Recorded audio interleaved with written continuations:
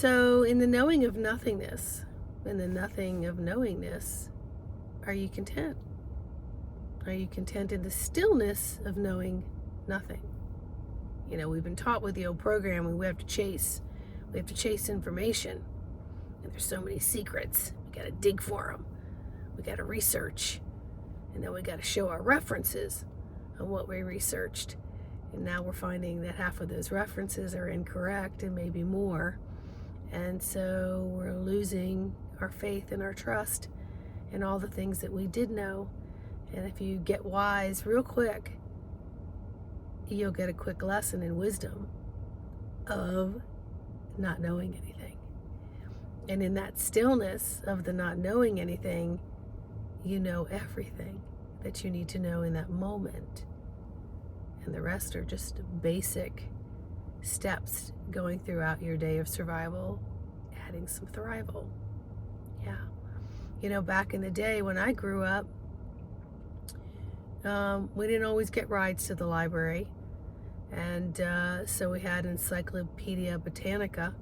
So we had to do research through there. And then once a year, we'd get a book like this big of an addendums of things that had changed for references. And can you imagine in this day and time, resourcing only books? I mean, the Google Web and Ender's Web and all these other webs that are out there would, yeah, insane to think that we're so limited when we've done such a wide expansion of where to get information. But the problem is most of the information is incorrect, and it's been fed to you by the programs in which are correct, which are connecting you to the program that I have to know more and I have to research more. And then there's programs that you don't need to know anything, you know enough, and please don't look over here, don't look over here, don't look over here. So we're coming out of all that naturally, just coming out of it. It's happening and occurring while we sleep. It's being dissipated and evaporated. And we're going to come to a space and a place of, a pure white board where we get to create something for ourselves within ourselves that would help all of those outside of ourselves. Yeah, that's really what it's coming down to. So those of you who are not self-starters may have some problems. You may have some problems. So you may need to collaborate with others who are sitting at the whiteboard going, I'm not quite sure what to do. And start working with each other on it. The other thing is we're doing a lot of spiritual decongesting right now. And this is all part of it.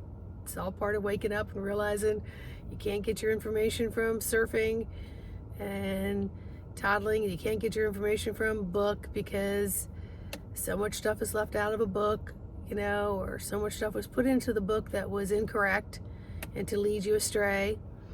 And there's a lot of deceit going on around that. And so we're even finding it in our, what I want to call F world, which would have been Hollywood and, all that good stuff. All this information is coming out. It's insane. It'll drive you insane. Bypass it isn't important on who's got what sexual appetite and who doesn't, and who tripped the line here and who didn't, and who did this and who doesn't, and it's just going to come out and play on the stage. I've seen it coming for a long time. I'm already bored with it. And so when you awaken and you can start creating things on your own board, you'll find you're not paying much attention to what's happening on daytime soap opera. It's a daytime soap opera. It's all made up of the same consistent things. Nobody can carry a baby. Everybody's relationships are in jeopardy. There's always a secret, so on and so forth. It's a daytime soap opera. I stay out of them in the real world and in my personal life. So as we're going through this spiritual decongesting, many people are going through physiological symptoms of the spiritual decongesting.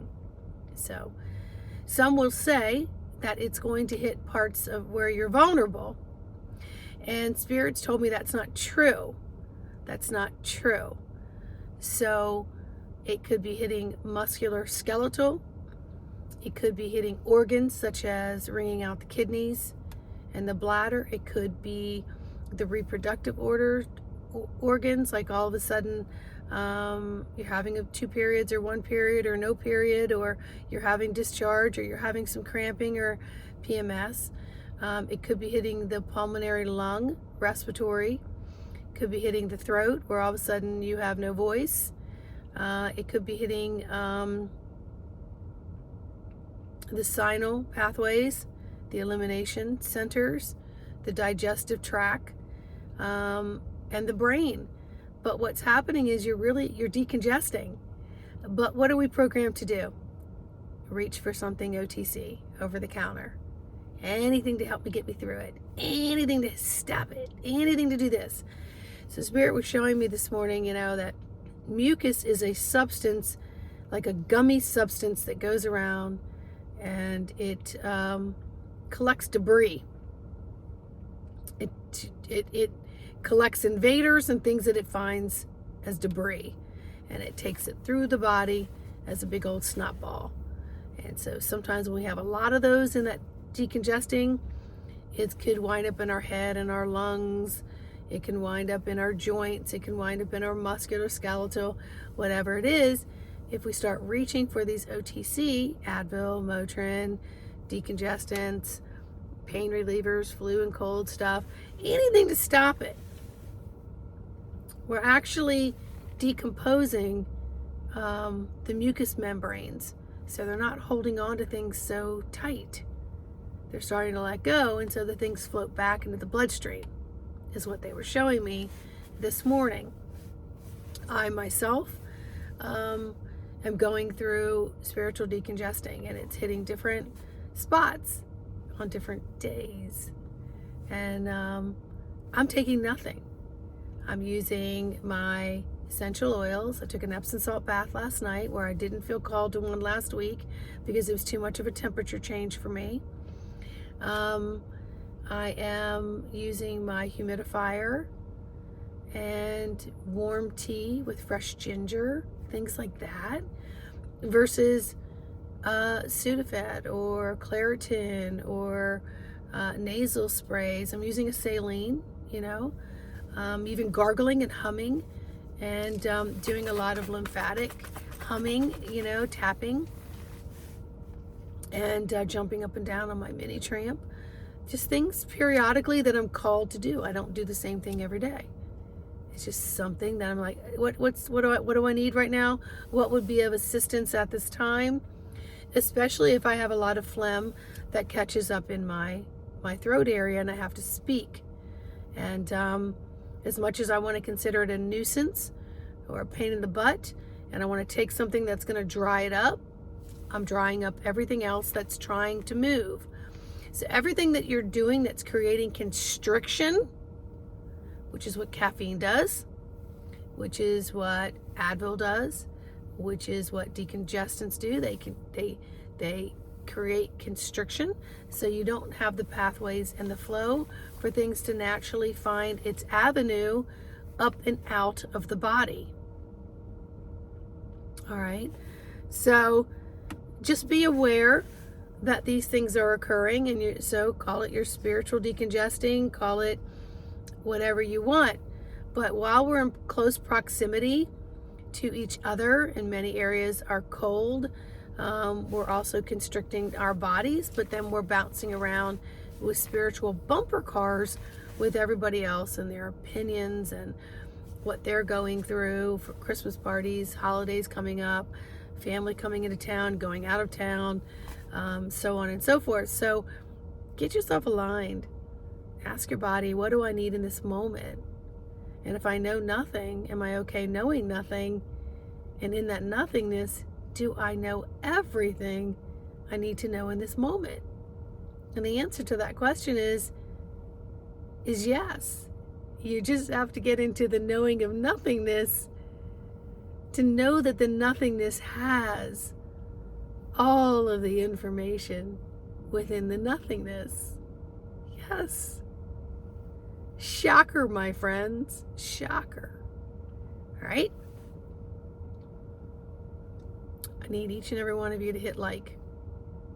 I need each and every one of you to leave me a comment. It really helps the algorithms of these videos. And I want each and every one of you to know that in this broad, vast peaks and valleys and mountains and the atmosphere above the atmosphere and the earth within the earth, I feel you. I feel you. And I love each and every one of you. Have a fantastic day. Bye.